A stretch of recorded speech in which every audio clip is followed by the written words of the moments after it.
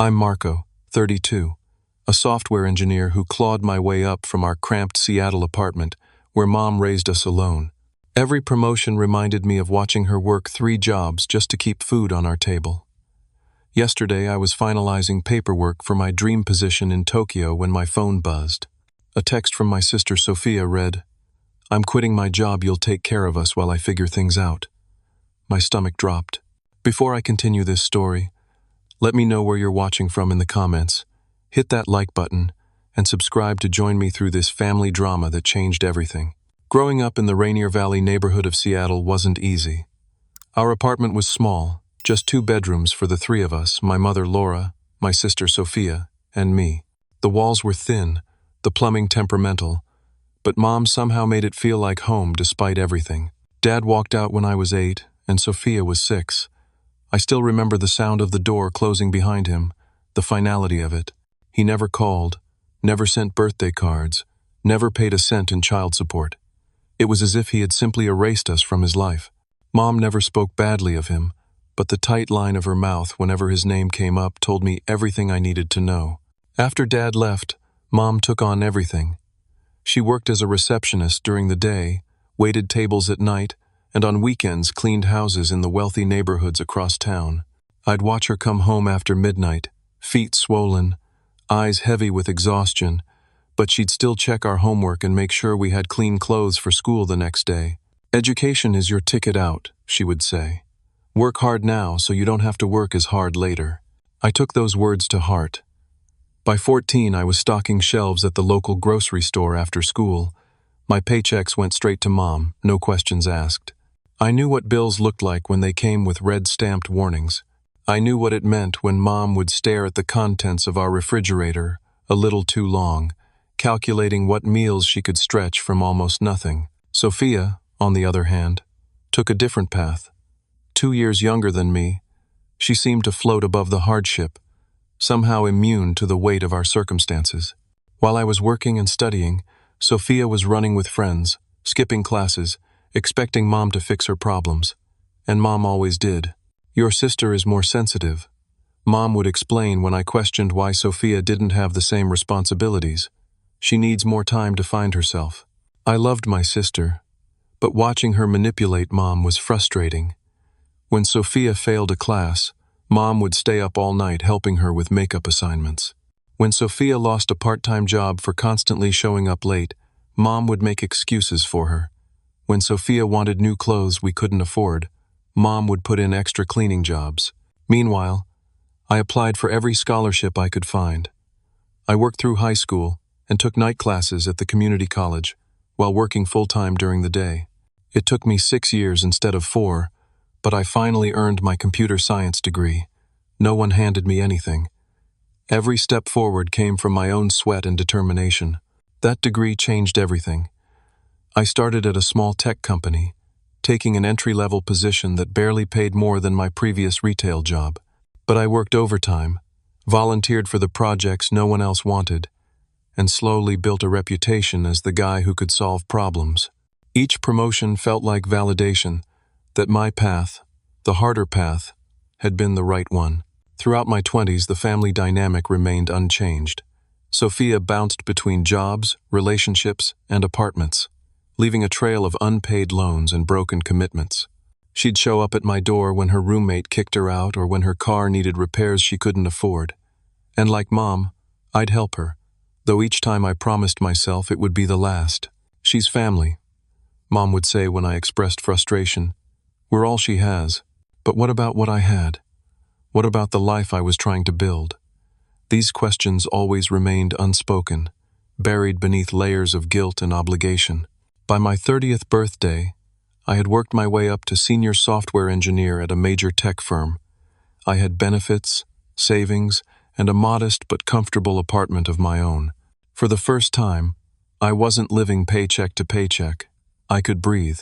Mom finally retired from her receptionist job, though she still picked up waitressing shifts occasionally to stay busy, she claimed, though I suspected it was more about making ends meet. I set up a monthly transfer to her account, not enough to fully support her, but enough to ease the burden. It felt good to finally give back to the woman who had sacrificed so much for us. Sophia, at 28, seemed to be finally stabilizing. She had held a job as an administrative assistant at a real estate office for almost a year, a record for her.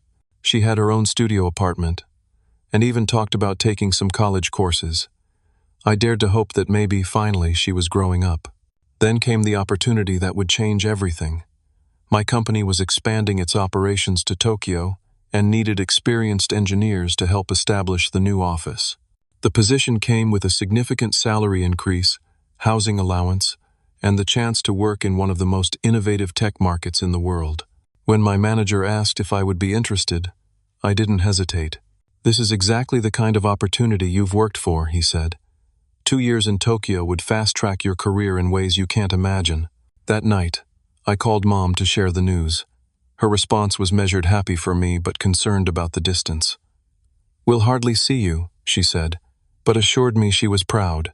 Sophia seemed genuinely excited when I told her, asking questions about Tokyo and even joking about visiting me there. For once, everything seemed to be aligning. My career was advancing, Mom was enjoying retirement, and Sophia was standing on her own 2 feet. I felt a weight lifting from my shoulders, a weight I hadn't even realized I'd been carrying. The weight of worrying about them, of feeling responsible for their well-being, of the constant guilt that came with pursuing my own goals.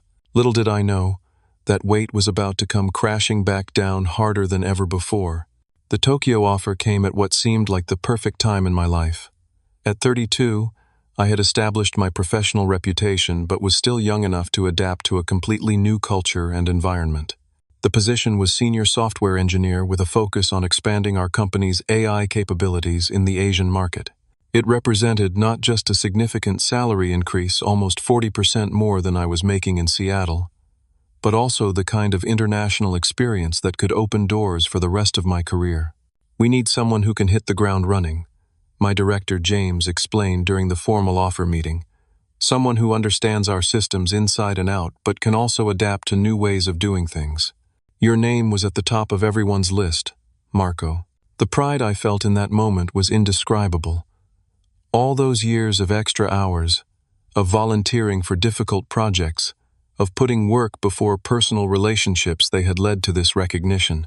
The company would provide a furnished apartment in Tokyo, language classes, cultural orientation, and a relocation bonus.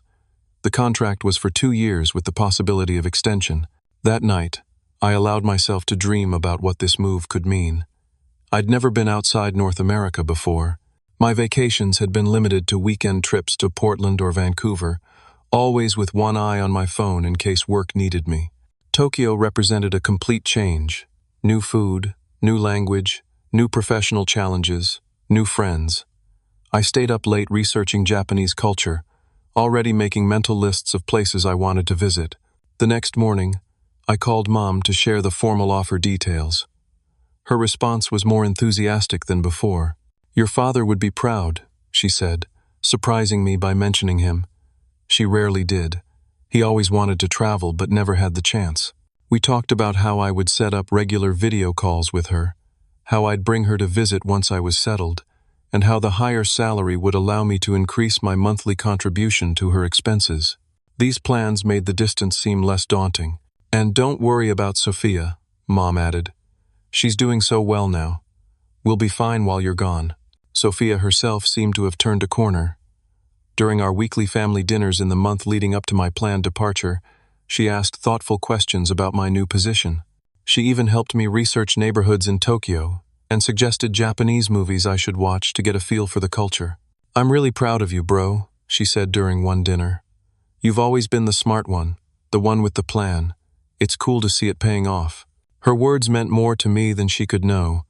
Despite our different paths, Sophia's approval still mattered. Maybe this move was helping her see that hard work and persistence did lead somewhere worthwhile. The weeks before my scheduled departure were a whirlwind of preparations.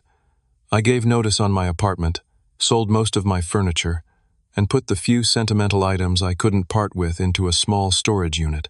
I attended orientation sessions with the company's international relocation team, got the necessary vaccinations, and started basic Japanese language lessons online.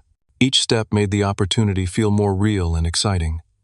I found myself smiling randomly throughout the day, a sense of adventure building inside me that I hadn't felt since I was a kid. This wasn't just a job change. It was a life change.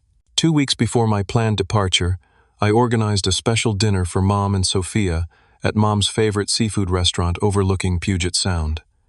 The sunset painted the water gold and pink as we clinked glasses. To new adventures, Mom toasted, her eyes misty. To Tokyo, Sophia added. And to Big Brother Marco, showing us how it's done. We laughed and talked for hours. Mom shared stories from my childhood, how I had always been the serious one, building elaborate Lego structures while other kids were running wild. How I'd taught myself basic coding on an ancient computer a neighbor had given us. Sophia reminisced about how I'd helped her with math homework, even when I was exhausted from my own studies and part-time job. For the first time in years, I felt a harmony between us, a mutual respect and understanding. Maybe this was what growing up looked like, all of us finally finding our places in the world and supporting each other's journeys. Maybe the distance would be good for all of us, forcing Sophia to rely on herself more, giving Mom the space to see her daughter as an adult capable of standing on her own. The day before the text that would change everything, I went into the office to sign the final paperwork for the Tokyo position. There was a small celebration with my team, a cake with a crude drawing of Mount Fuji in the frosting, a card signed by everyone with good wishes in both English and awkward Google-translated Japanese. My manager handed me a gift, a high-end noise-canceling headset for the long flight. "We're going to miss your problem-solving around here," he said, "but we know you're going to crush it in Tokyo." I drove home feeling like I was floating. The Seattle skyline, a beautiful backdrop to my thoughts of future horizons. I spent that evening making final arrangements, confirming my flight, organizing my remaining belongings for shipping, making a list of goodbye calls to make the next day. Everything felt right. Everything felt earned. Everything felt possible. And then my phone buzzed with a text from Sophia that would bring it all crashing down. The text arrived during a final planning meeting with the international team. My phone vibrated against the conference table as we discussed the technical integration plans for the Tokyo office. Normally, I would have ignored it until after the meeting, but something made me glance down. Sophia's name on the screen gave me a momentary flutter of happiness. Maybe she was sending me good wishes for my final days in Seattle. What I read instead turned my stomach to stone. "I'm quitting my job. You'll take care of us while I figure things out. Mom agrees it's best if I focus on finding my passion. We can move into your place next week." I read it 3 times, certain I must be misunderstanding. The words remained unchanged, their meaning unavoidable. The room around me continued its normal rhythm of discussion, budget projections, equipment requirements, staffing needs, while my world tilted on its axis. "Marco, your thoughts on the server configuration?" My manager's voice pulled me back to the meeting. "I'm sorry," I managed to say, my voice sounding distant even to my own ears. "I need to step out for a moment. Family emergency." In the hallway, I leaned against the wall, trying to process what I'd just read. Images flashed through my mind. Sophia quitting jobs on impulse before, the time she dropped out of community college 3 weeks into the semester because it wasn't speaking to her soul, the string of abandoned apartments and roommates left in her wake over the years. But this was different. This wasn't just Sophia being Sophia. This message revealed a level of entitlement and disregard that shocked me. She hadn't asked if I would help her. She hadn't acknowledged my plans, my life-changing opportunity. She had simply decided that my resources were hers to claim. And Mom agreed with this plan? The same Mom who had just toasted to my new adventure 2 weeks ago? Who had told me not to worry about them while I was gone? I dialed Sophia's number, my hands shaking slightly. It rang through to voicemail. Of course. She never answered when she knew a difficult conversation was coming. "Sophia, call me back immediately. We need to talk about this text. I'm in the middle of preparing for Tokyo, as you know. Call me back." Next, I called Mom. She answered on the 4th ring, her voice cautious. "Oh, Marco, I guess Sophia texted you." "Mom, what is going on?" Sophia says she's quitting her job and that you support this? And something about moving into my apartment? You know I'm leaving for Tokyo in less than a week. A pause. Then, well, yes, but honey, plans change. Family comes first, right? Sophia's really been struggling at that job. Her boss is awful to her. She needs some time to find what really makes her happy. The familiar script. The boss was always awful. The job was always wrong for her. The apartment was always problematic. And family was always the trump card that ended all logical discussion. Mom, I've signed the contract. The company has arranged housing in Tokyo. My apartment here is already rented out to new tenants starting next week. I've sold my furniture. This isn't a plan that can just change. Well, she replied, her voice taking on the wounded tone I knew well. I thought you'd want to help your sister. After everything we've been through as a family, after all I did to raise you both alone, there it was. The guilt. The invisible debt that could never be repaid. I closed my eyes, feeling a headache forming behind them. Mom, I do want to help Sophia. I always have. But this isn't helping. This is enabling her to avoid responsibility. Again. And this time, you're asking me to give up the opportunity of a lifetime to do it. I'm not asking you to give up anything, she replied, her voice hardening. I'm just saying family should be your priority. You can find another job. Sophia needs you now. The injustice of it burned in my chest. I had spent my entire life prioritizing family, working as a teenager to help with bills, setting up monthly transfers to Mom's account, bailing Sophia out of countless self-created crises. The one time I pursued something solely for myself, they viewed it as selfish, as abandonment. We'll discuss this tonight, I said finally, knowing there was no resolution to be found in this phone call. I need to get back to my meeting. I returned to the conference room, apologized for the interruption, and somehow made it through the rest of the meeting on autopilot, my mind 1,000 miles away from server configurations and staffing charts. Back at my desk, another text from Sophia waited. By the way, can you help me move some boxes to your place tomorrow? Gave notice to my landlord already. The casual presumption was breathtaking. She hadn't even waited for my response before setting her plan in motion. I typed and deleted several replies, each angrier than the last, before settling on, we need to talk in person. Family dinner tonight. 3 dots appeared, disappeared, appeared again. Finally, whatever. Mom's making lasagna. I spent the rest of the workday in a fog, going through motions while my mind raced. Was I overreacting?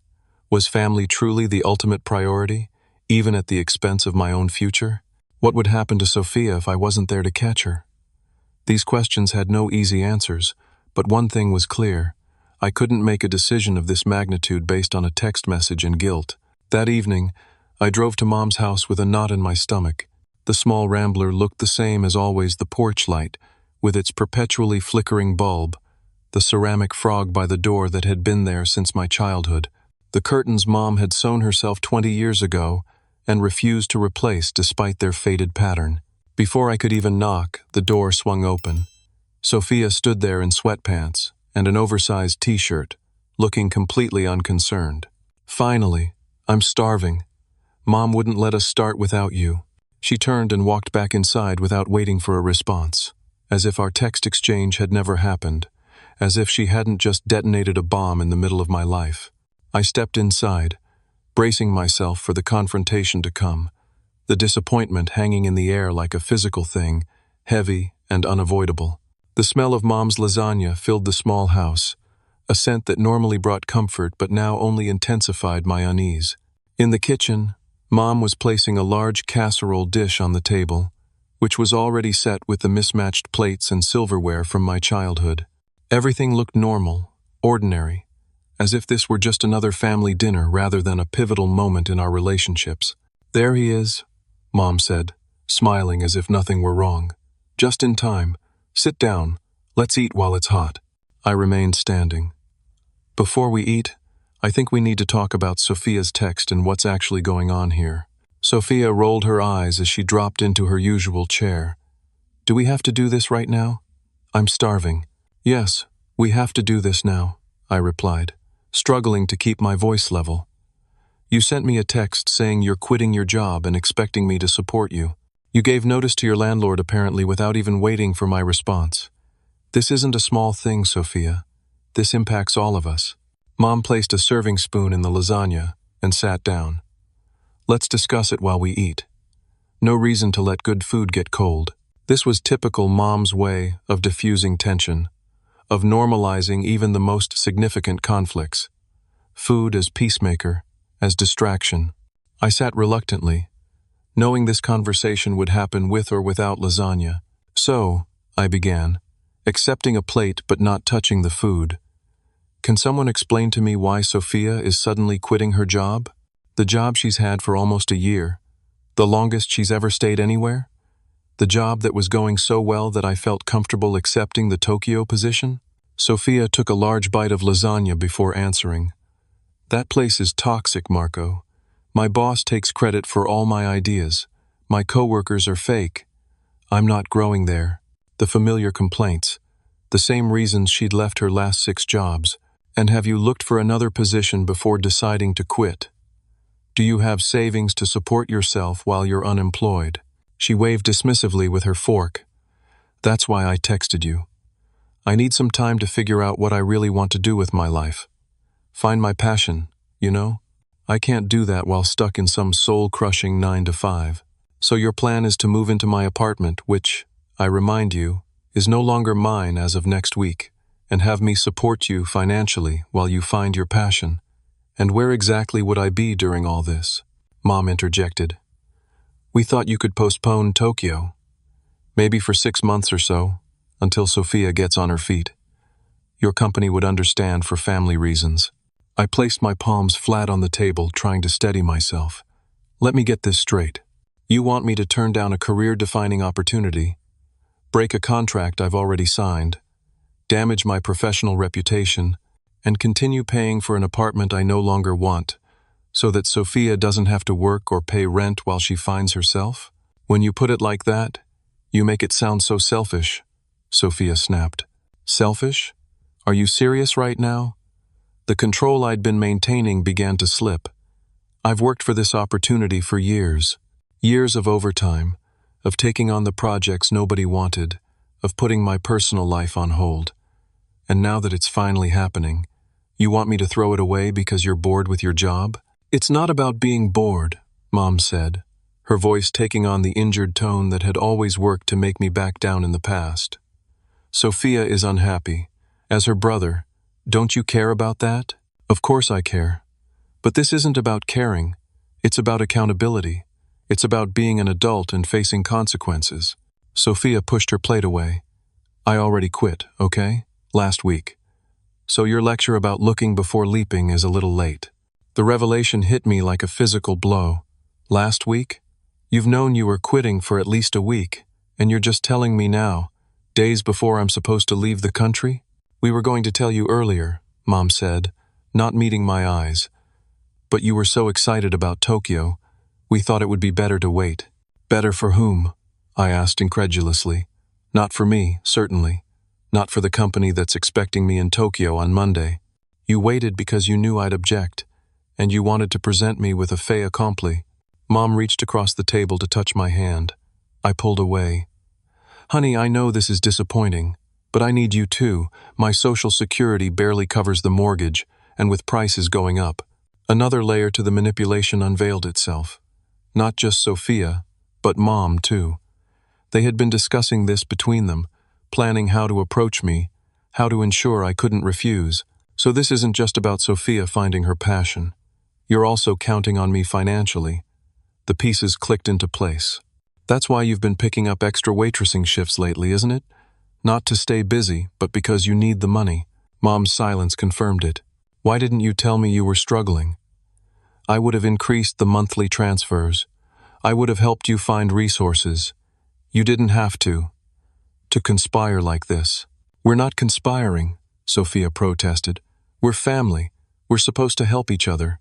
Help goes both ways, Sophia. When have you ever helped me? When have you ever considered what I might need or want? I have supported you emotionally and financially for years. The one time I pursue something for myself, you try to sabotage it. That's not fair. She slammed her hand on the table, making the dishes rattle. I've always been there for you. Been there how? Name one time you've sacrificed anything for me. One time you've put my needs before your own. Her silence spoke volumes. I can't do this anymore, I said finally. I can't be the solution to every problem, the safety net for every bad decision. I have my own life to live. Mom's face hardened in a way I'd rarely seen. So you're choosing your career over your family? After everything I sacrificed for you? I worked 3 jobs to put food on this table. I went without so you could have opportunities. And I'm grateful, Mom. I will always be grateful. But your sacrifices were to give us a better life, not to keep us tethered to you forever, not to make us feel guilty for pursuing our own paths. Some paths lead away from family, she said coldly. Is that really the path you want? The emotional manipulation was so transparent now that I could see it clearly for the first time. The guilt, the obligation, the conditional love, it had always been there, but I'd been too close to recognize it.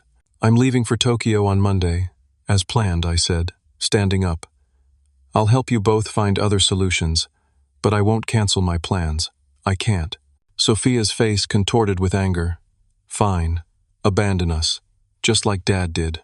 The comparison stung more than she could know. Dad walked out without a word and never looked back. I'm communicating openly and offering alternative help. That's not the same thing. It feels the same to us, Mom said quietly.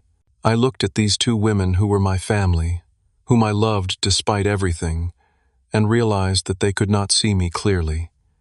They saw only what I could provide for them, not who I was or what I needed.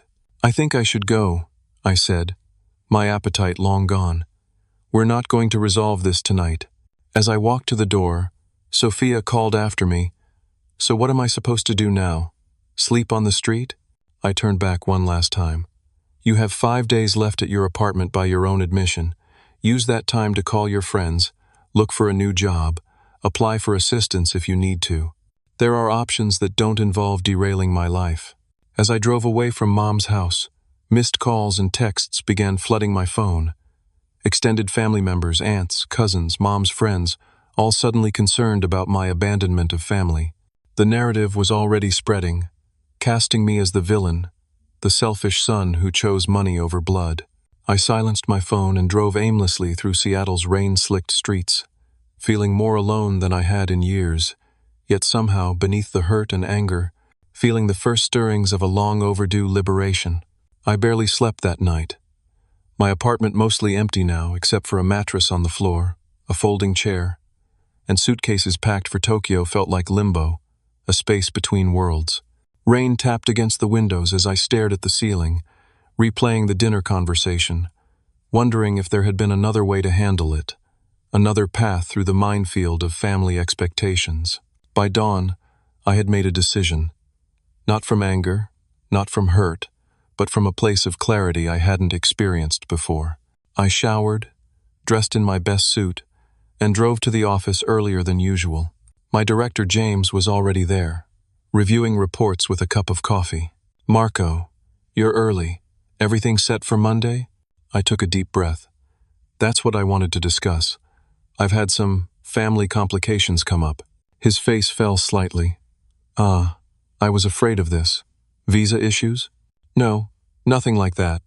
It's personal family matters. But I want to be clear, I am absolutely committed to the Tokyo position. I'm asking if there's any way we can ensure that commitment is ironclad. James looked surprised but nodded. Well, we've already processed all your paperwork and signed the contract, but if you'd like, we could have legal review it to make sure everything is airtight. May I ask what's prompting this? I explained the situation briefly, leaving out the emotional details but making it clear that there was pressure from family to abandon my plans. James leaned back in his chair. Family pressure can be intense. I experienced something similar when I took the Singapore assignment years ago. My parents couldn't understand why I'd moved so far away. How did you handle it? I asked, grateful for his understanding. I went. It was hard at first, lots of guilt and second-guessing, but it was the right decision for my career, and honestly, for my sense of self. They came around eventually. Most families do. His words were reassuring, though I wasn't sure my family would follow the same path. I'd appreciate it if we could review the contract today and make any necessary additions. I want to make sure there's no ambiguity about my commitment. Of course. I'll have HR and legal prioritize it. We can have a meeting this afternoon. I spent the morning in a strange state of calm productivity, finalizing handover documents for my team, creating detailed knowledge transfer guides, and answering last-minute questions. Each task felt like another step toward the future I was choosing, despite the emotional hurricane swirling around me. At 2 o'clock, I sat in the conference room with James, an HR representative, and a member of the legal team. They had prepared an addendum to my contract, emphasizing the company's expectations regarding my start date in Tokyo and the investments already made in my relocation. This isn't really necessary from our perspective, the legal representative explained. But if having it in writing helps your situation, we're happy to accommodate. I signed the documents, feeling a weight lift from my shoulders. This wasn't just a job anymore. It was a declaration of independence, a statement about who I was and what I valued. Back at my desk, I took out my phone and looked at the dozens of missed calls and messages. With steady hands, I typed a response to Sophia's original text. "That's not on me. I've signed the contract for Tokyo starting Monday." The response was immediate, a flood of angry texts accusing me of betrayal, of selfishness, of caring more about money than family. I didn't respond. There was nothing more to say that wouldn't escalate the situation further. Then my phone rang Mom's number. I answered, bracing myself. "Marco, we need to talk about this. Sophia is devastated." "Mom, I've made my decision. I'm going to Tokyo as planned. I've signed additional contractual commitments today that make it impossible to back out without serious legal and financial consequences." Her sharp intake of breath was audible. "You deliberately made it harder to change your mind? How could you do that knowing what we're going through?" "What you're going through is a situation of Sophia's creation. She chose to quit her job without having another lined up. She chose to give notice at her apartment without confirming she had somewhere else to go. These were adult decisions she made, and they come with adult consequences."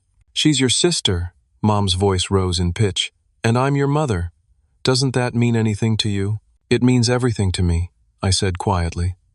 "But it doesn't mean I'll let you use that relationship to manipulate me into giving up my own life. I've set up a separate account with emergency funds that you, not Sophia, you can access if absolutely necessary. I'll text you the details." "Money isn't the point," she snapped, though we both knew it was at least part of the point. "It's about being there for family. I'll be a 6-hour flight and a video call away. I'll visit. You can visit me. This isn't abandonment, Mom. It's growth." The line went silent for a long moment. Then, "I need to go. Sophia needs me." 10 minutes later, my phone buzzed with a new message from Mom. "After everything I sacrificed for you, this is how you repay me? Your sister is in tears. If you get on that plane, don't consider yourself part of this family anymore." The words hit like physical blows. Don't consider yourself part of this family anymore. An ultimatum, a severing of ties, a conditional withdrawal of love from my own mother. I left work early, unable to focus. The rain had intensified, matching my mood as I drove back to my nearly empty apartment. Once inside, I sat on the mattress, phone in hand, rereading Mom's message until the words blurred. For the first time since this began, I allowed myself to cry. Not quiet tears, but deep, heaving sobs that came from somewhere primal within me. I cried for the little boy who had worked so hard to help his mom, for the teenager who had sacrificed normal high school experiences to stock shelves after school, for the young man who had measured his worth by how well he could solve other people's problems.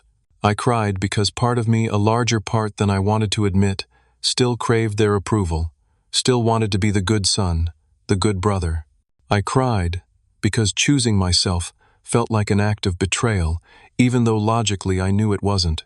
The storm of emotion gradually subsided, leaving me exhausted but somehow clearer. I thought about what James had said about his Singapore assignment, about the guilt and the eventual acceptance. I thought about all the nights I'd lain awake worrying about Mom's bills or Sophia's latest crisis. Most of all, I thought about the person I wanted to be, not just a son or a brother, but a whole human being with dreams and aspirations of my own. Someone who could help others from a place of strength and choice, not obligation and guilt. As midnight approached, I made another decision. This wasn't just about Tokyo anymore. This was about fundamentally reshaping my relationship with my family, establishing boundaries that should have been set long ago. Morning would bring difficult actions, painful conversations, but as I finally drifted toward sleep, I felt something unexpected beneath the sadness and resolve, a whisper of freedom, of possibility. The first breath of a self I had kept submerged for too long. I woke with the first light, my mind clear despite the emotional exhaustion of the previous day. The rain had stopped, and pale sunlight filtered through my blindless windows. It felt symbolic somehow, the storm passing, clarity emerging. I showered, made coffee in my last remaining mug, and sat on my folding chair to plan the day ahead. First, I called my financial advisor, Anthony, and scheduled an emergency meeting for 9 o'clock. Next, I emailed Sophia a detailed, carefully worded message. Not in anger, not in haste, but with deliberate thought behind every word. Sophia, I understand you're angry and hurt by my decision to proceed with the Tokyo position. I'm sorry for the pain this causes you, but I need you to understand that this decision isn't about rejecting you or Mom, it's about finally pursuing the path that's right for me. I won't be changing my mind about Tokyo, but I do want to help in ways that don't involve enabling patterns that ultimately hurt all of us. I can offer to 1. Connect you with recruiters in my network for job opportunities. 2. Help you create a budget and financial plan. 3. Pay for 1 month of rent at a new apartment once you find a job. What I cannot and will not do is 1. Postpone or cancel my Tokyo position. 2. Continue to provide ongoing financial support without clear goals and timelines. 3. Allow guilt or emotional manipulation to dictate my life choices. I love you, Sophia. I always will. But love doesn't mean saying yes to everything. Sometimes it means saying no to patterns that keep us both stuck. Marco. I hit send before I could second-guess myself, then drove to meet Anthony. The financial planning office was quiet on a Saturday morning, and Anthony had coffee waiting when I arrived. This is unusual, he said as we sat in his office. Everything okay?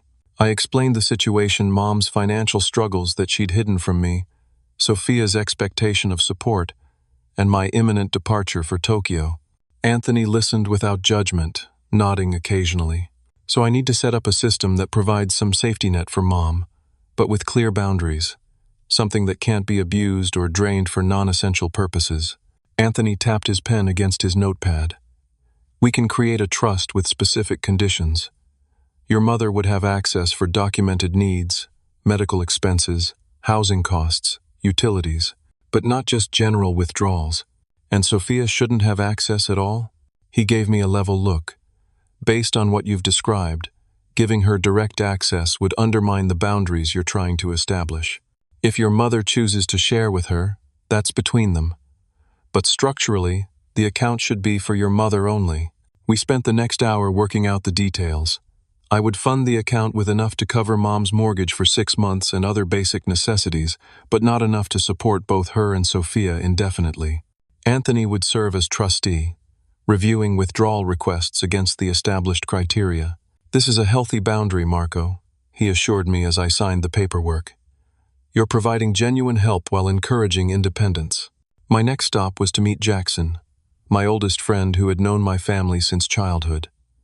We met at a coffee shop near the waterfront, the Space Needle visible through misty clouds. Man, I heard from my mom that things got intense with your family, he said as he sat down. She said your aunt was calling everyone saying, you abandoned them or something? I sighed. News travels fast. Yes, it's been a mess. I gave him the condensed version. Jackson had his own complicated family history, parents who had divorced messily when we were in middle school, a father who had leveraged guilt to extract money and support from Jackson for years. Sounds familiar, he said when I finished. Remember when my dad needed temporary help after he lost his job? That temporary turned into 3 years of me paying his rent. I remember. You finally cut him off last year, right?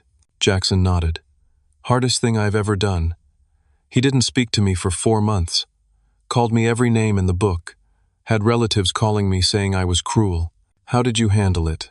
Poorly at first, he admitted with a rueful smile. Lots of second guessing, lots of sleepless nights. But then something interesting happened. He got a job, found cheaper housing, started figuring things out without me as his safety net. And now we talk once a month.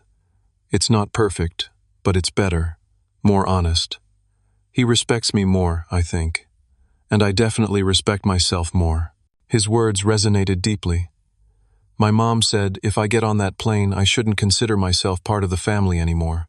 Jackson winced. That's harsh. But ask yourself this. Is that really love? Making your family membership contingent on sacrificing your own life? The question hung between us, profound in its simplicity. Was that love? Or was it control disguised as love? What would you do? I asked. Get on that plane, he said without hesitation. Build your life. Set your boundaries. Give them time to adjust to the new reality. Real family finds its way back to each other, but on healthier terms. After lunch with Jackson, I made one last attempt at reconciliation. I drove to Mom's house, uncertain of my welcome, but determined to try. Sophia's car was in the driveway. I knocked, waiting anxiously on the porch where I'd stood countless times throughout my life. Mom opened the door, her expression guarded. I didn't expect to see you. Can I come in? I'd like to talk calmly, openly. She hesitated, then stepped aside. Sophia was on the couch, her posture stiffening when she saw me. I've come to offer real help, I said, remaining standing as neither had invited me to sit. Not what you asked for, but what I can genuinely give. I outlined what I'd arranged with the trust for Mom and the job connections I could facilitate for Sophia. I won't be changing my mind about Tokyo, but I don't want to leave with this rift between us. I love you both too much for that. Mom's face remained impassive. So you've made arrangements for us, without consulting us, based on what you think we need. I made arrangements based on what I can provide while maintaining healthy boundaries. Sophia stood up. We don't need your charity or your conditions. We needed you to be here, to be present, to actually care about what happens to us. I do care. That's why I'm here now, trying to find a solution that works for everyone.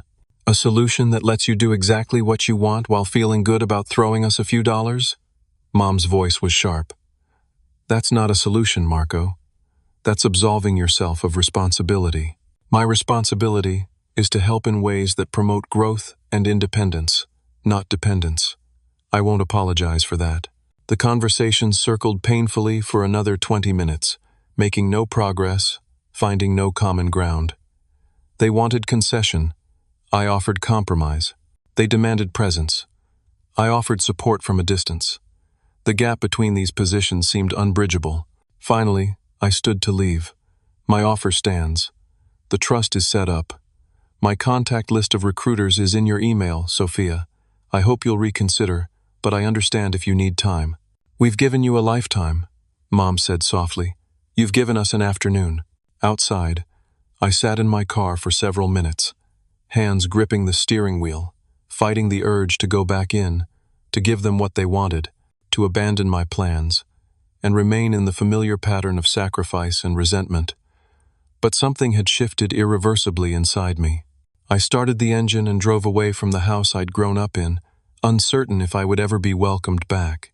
That evening I made the hardest decision yet. I went to my mobile carrier and changed my phone number, sending the new contact information only to work colleagues, Jackson, and a few other close friends. I wrote the number on a piece of paper which I sealed in an envelope addressed to Mom, with a note saying she could reach me in emergencies but that I needed space to establish my new life without daily emotional pressure. I dropped the envelope in the mail, then returned to my apartment to spend my last night in Seattle sitting on my mattress, surrounded by packed suitcases and the echoing emptiness of a space I was leaving behind both physically and metaphorically. Monday morning arrived with surprising calm. I handed over my apartment keys to the property manager, loaded my suitcases into a rideshare, and headed to SeaTac Airport. Each step through security, each announcement over the airport speakers, each minute that passed brought me closer to the plane that would carry me away from everything familiar. I checked my new phone repeatedly, part of me still hoping for a message from Mom or Sophia, something conciliatory, something that would allow me to leave with less weight on my heart. But the screen remained stubbornly void of family communication. As I settled into my seat on the aircraft, I placed my noise-canceling headset over my ears and closed my eyes. The captain announced our departure for Tokyo Narita International Airport, and I felt the subtle push as the plane began to move. Not just a physical journey, but an emotional one. I was choosing myself, perhaps for the first time in my life. The first weeks in Tokyo were a blur of new experiences and challenges. The company-provided apartment was small but modern, located in a bustling neighborhood filled with neon signs I couldn't read and food I was just learning to order. Work was demanding, the cultural differences both fascinating and occasionally frustrating. I threw myself into it all: the language classes, the technical challenges, the exploration of my new city. And beneath it all ran a current of guilt and doubt. Each night before sleep, I would wonder if I had made the right choice. Each morning, I would wake with renewed determination to prove to myself as much as to my absent family that I had. I sent emails to Mom's account weekly, brief updates about my new life, always ending with questions about her well-being. For 2 months, there was no response. I continued sending them anyway, refusing to let the silence deter me. In my 3rd month in Tokyo, I established a routine of weekend explorations. Each Saturday, I would choose a different neighborhood to discover.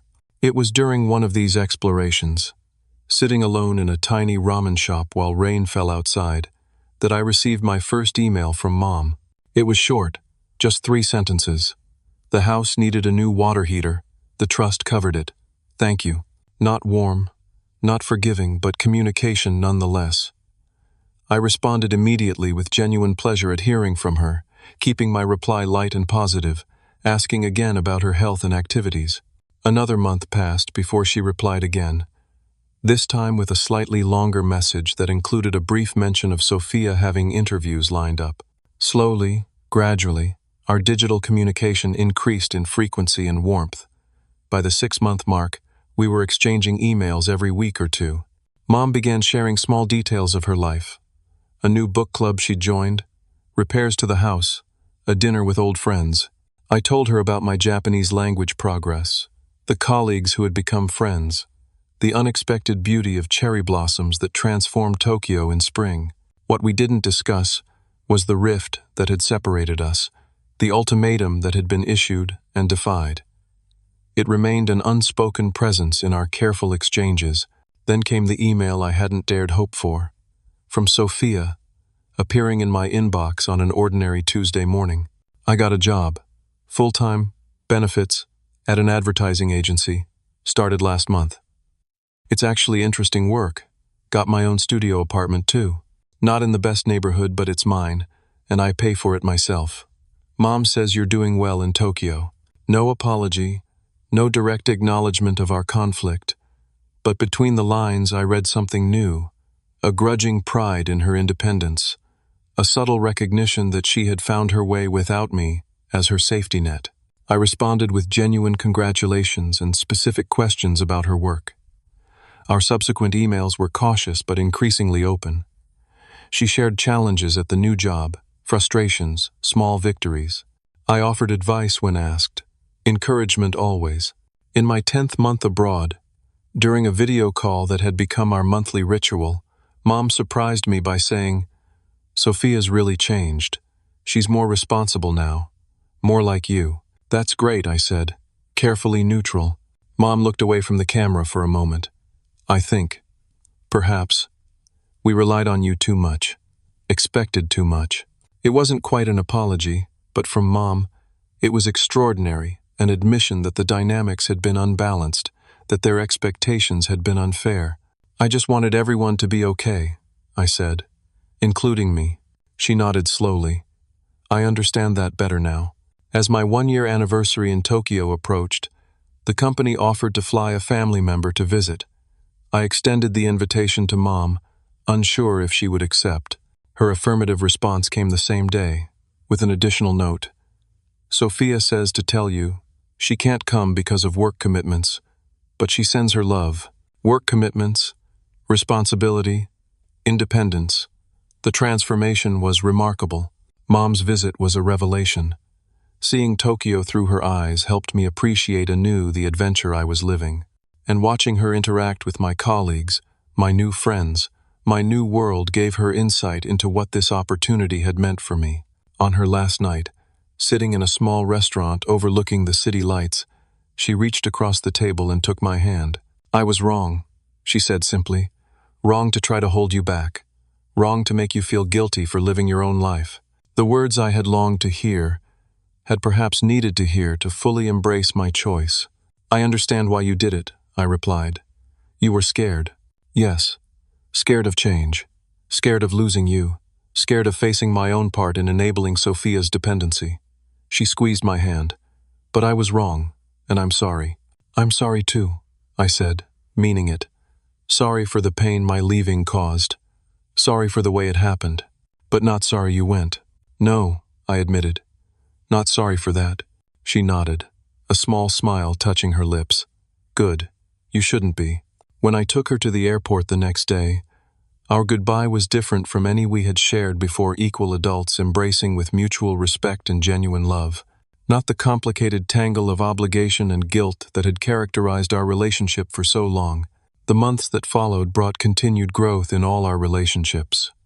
Sophia and I established a weekly video game session online, a shared activity that let us rebuild our connection through play rather than crisis. Mom joined a travel group for seniors and began planning her own adventures, sending me photos from weekend trips to Oregon and Vancouver. As my 2-year assignment neared its end, I faced another decision: extend my time in Tokyo or return to Seattle. The company was eager for me to stay, offering increased responsibilities and compensation. I was torn. My life in Japan now rich with friendships and professional satisfaction.